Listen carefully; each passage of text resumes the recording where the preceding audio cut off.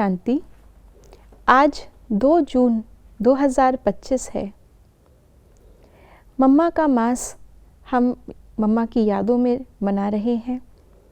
मम्मा का पुरुषार्थ था कि जैसे जैसे बाबा ने कहा मम्मा का स्वरूप बनता गया।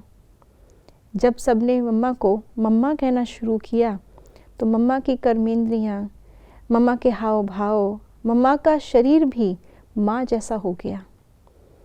तो इतना ज़्यादा आत्मा का शरीर पर कंट्रोल था, कर्मेंद्रियों पर कंट्रोल था कि जैसी आत्मिक स्थिति हुई वैसा ही कर्मेंद्रियाँ भी हो गई।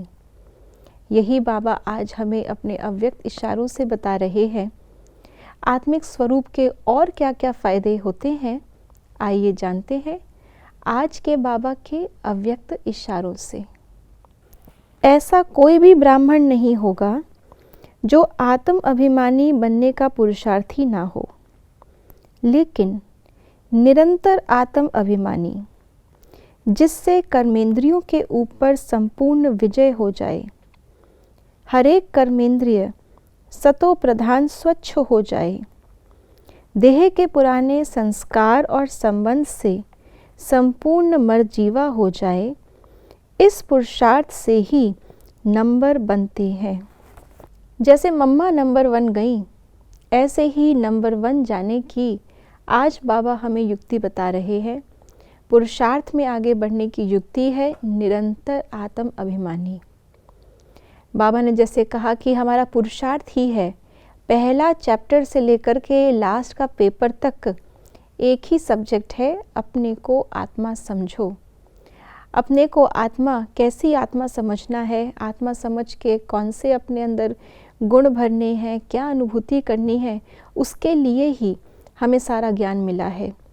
बाबा से कनेक्शन अर्थात योग भी इसीलिए ज़रूरी है ताकि हम आत्मा जैसी अनादि स्वरूप में थी, आदि स्वरूप में जैसे हम आए थे वैसे ही वापस बन सके। तो ये मैं की यात्रा मैं के द्वारा मुझ तक ही है। और इस यात्रा में अगर बीच में हम कहीं रुकते हैं तो वहीं से फिर से माया की चाल शुरू हो जाती है। इसलिए बाबा कहते हैं कि मैं आत्मा, इसके अतिरिक्त अगर मैं दूसरा कोई भी इस दुनिया का जो अभी तक हमारे साथ साथ चल रहा था, अगर वो आ जाता है तो ये बीच में यात्रा खंडित हो जाती है।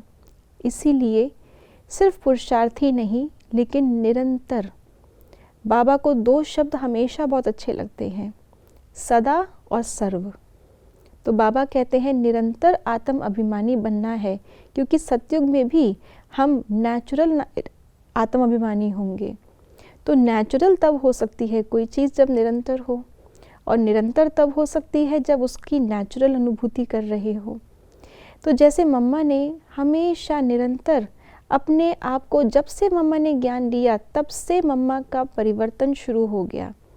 मम्मा कहती भी थी कि सच्चा पुरुषार्थी वो जो एक बार की हुई गलती दोबारा ना दोहराए। एक बार शिक्षा मिल गई तो वो जीवन के अंदर धारण हो जानी चाहिए। ऐसे ही आज बाबा हमें आत्म अभिमानी बनने के 3 फायदे बता रहे हैं। पहला तो आत्म अभिमानी बनने से मैं आत्मा हूँ अर्थात इस शरीर की मालिक हूँ, कर्मेंद्रियों पर पूरा कंट्रोल होगा। दूसरा बाबा ने कहा कि हमारा जो स्वभाव है, कर्मेंद्रियाँ हैं, सब कुछ स्वच्छ बनता रहेगा, सतो प्रधान बनता रहेगा। क्यों? क्योंकि आत्मा के अंदर जो सतो प्रधान संस्कार हैं वो इमर्ज होंगे। योग के अंदर आत्मा समझने का अर्थ सिर्फ ये नहीं है कि मैं आत्मा हूँ, मस्तक में चमक रही हूँ, बिंदी हूँ, लाइट हूँ, नहीं। अपने गुण सहित आत्म अभिमानी बनना है। तो उससे जब सतो प्रधान संस्कार इमर्ज होंगे तो स्वच्छता आएगी, और जो भी तमो प्रधानता है वो नष्ट होती जाएगी, वो धुलती जाएगी। और इसी को बाबा ने आज कहा मर जीवा, पुराने अर्थात तमो प्रधान से मर जाना और नए सतो प्रधान दुनिया में जैसे हम होंगे वैसा जीवन धारण कर लेना। तो इसलिए अपने पुरुषार्थ में नंबर आगे लेने के लिए आज हम याद रखेंगे सारा दिन निरंतर आत्म अभिमानी, सतो प्रधान संस्कार वाली स्वच्छ मैं आत्मा हूँ। ओम शांति।